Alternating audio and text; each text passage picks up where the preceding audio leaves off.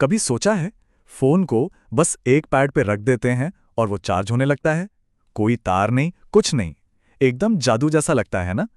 तो चलिए आज इसी जादू के पीछे छिपे विज्ञान को समझते हैं। तो सबसे बड़ा सवाल यही है, आखिर बिना किसी तार के पावर एक जगह से दूसरी जगह तक पहुंच कैसे सकती है? ये सच में सोचने वाली बात है।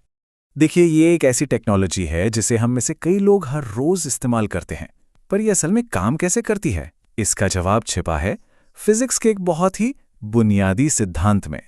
तो चलिए थोड़ा और गहराई में चलते हैं और समझते हैं कि हवा के जरिए पावर भेजने का ये कमाल का कॉन्सेप्ट आखिर है क्या। असल में इस जादू के पीछे कोई जादू है ही नहीं, बल्कि एक वैज्ञानिक सिद्धांत है।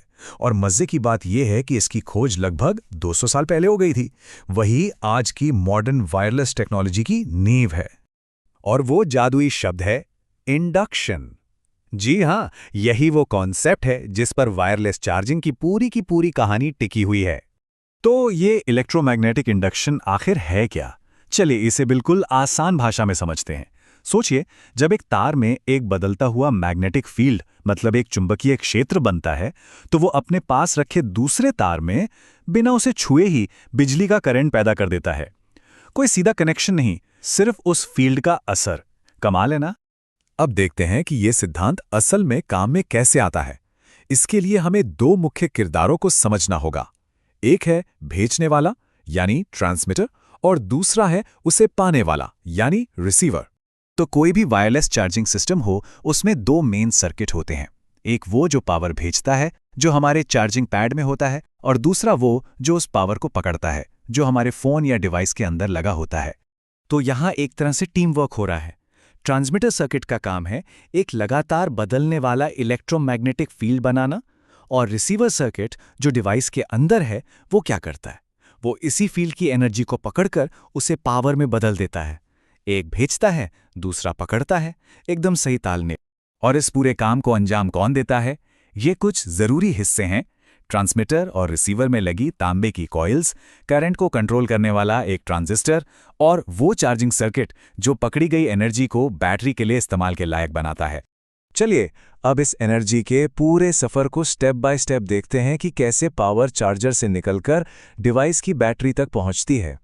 तो देखिए होता क्या है। सबसे पहले सर्किट एक्टिवेट होता है, फिर ट्रांसमीटर कॉइल में ऑल्टरनेटिंग करंट यानी एसी बहने लगता है, जिससे एक मैग्नेटिक फील्ड बन जाता है। तीसरा स्टेप, पास रखी रिसीवर कॉइल इस एनर्जी को हवा में से ही पकड़ लेती है। चौथा, चार्जिंग सर्किट इस एसी पावर को डीसी पावर में बदलता है, क्योंकि बैटरी को तो डीसी पावर ही चाहिए। और बस पांचवा स्टेप, डिवाइस चार्ज होना शुरू। है ना एक कमाल का प्रोसेस? तो ये बात सिर्फ फोन चार्ज करने तक ही सीमित नहीं है। यही सिद्धांत नए नए आइडियाज को हकीकत में बदलने की, मतलब प्रोजेक्ट से प्रोटोटाइप तक के सफर की नींव रखता है। इस सिद्धांत को समझना सिर्फ किताबी ज्ञान लेना नहीं है, ये असल दुनिया में इनोवेशन और प्रैक्टिकल लर्निंग का आधार है। यही चीज स्टूडेंट्स और इंजीनियरों को नई नई चीजें बनाने के लिए प्रेरित करती है। तो इस ज्ञान का इस्तेमाल कहाँ होता है? स्टेम और इंजीनियरिंग के मजेदार प्रोजेक्ट्स में, साइंस की प्रदर्शनियों में, वायरलेस चार्जिंग का डेमो देने के लिए, और हाँ, भविष्य की नई नई टेक्नोलॉजी के प्रोटोटाइप बनाने में भी। तो इससे सीखने वाली सबसे जरूरी बातें क्या हैं? पहली, इलेक्ट्रोमैग्नेटिक इंडक्शन को समझना। दूसरी, वायरलेस पावर के पीछे के नियमों को जानना। तीसरी, इलेक्ट्रॉनिक्स का प्रैक्टिकल अनुभव हासिल करना। और चौथी, असल दुनिया में इसके इस्तेमाल को खोजना। ये सब हमें भविष्य के पावर सिस्टम्स को बेहतर ढंग से समझने में मदद करता है। तो अब जब हम ये समझ चुके हैं कि ये सब कैसे काम करता है, तो सोचने वाली बात यह है कि एक सच में वायरलेस भविष्य कैसा दिख सकता है। मतलब एक ऐसा भविष्य जहां शायद पावर भी हवा के जरिए हम तक पहुंचेगी, ठीक वैसे ही जैसे आज इंटरनेट और डेटा पहुंचता है। सोच कर देखिए,